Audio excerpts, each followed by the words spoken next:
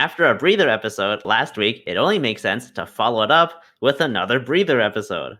Yep, this one is another filler type episode where not much happens, but we do get to learn more about the world the show takes place in. Plus, it's obvious they're slowly building towards a mystery with Hosomichi's origins, with WordCat, the third battery girl, digging up the name Jin Tokito, which causes Hosomichi to freak out.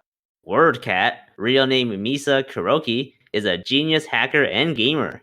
She locks the main characters out of the recharging room and will only give it back if they can literally beat her at her own games. The first challenge is a fighting game, which everyone loses.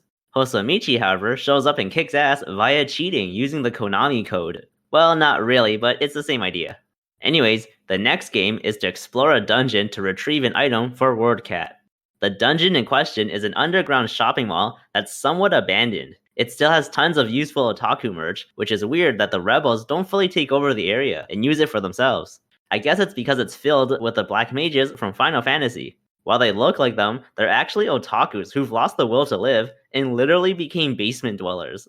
It's a really funny idea, and they actually do have a great scene. Yakumo, the priestess of the True Army, is also down there in the dungeon looking for the dragon lines.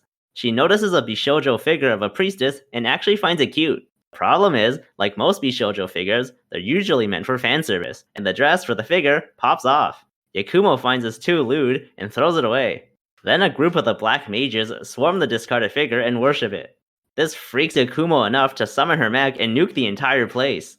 The episode then ends on this cliffhanger, leaving us with 4 more episodes to wrap the season up, which is starting to make me feel nervous since I'm pretty sure next week we'll just see more WordCat backstory and development while ignoring the overall plot.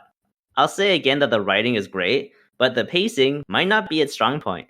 Anyways, going back to the episode, if it's good or not, I'd say it's good. It might be filler, but it's still fun to see all the visual homages to video games. And the underground shopping mall is really cool to look at. I always love modern post-apocalyptic settings, and seeing it here was great. Besides that though, we don't learn too much about WordCat, and there is a lot of walking around and looking. I don't want action 24/7, but I would have liked it if they didn't feel the need to split up WordCat's development into 2 episodes. I'm pretty sure it would have been easy to tell her story in 1 episode without feeling rushed or forced. Anyways guys, that's it for the review. There wasn't much to say again, except that it's definitely better than last week's episode. Alright, see ya. Watch my Cowboy Bebop reviews, please.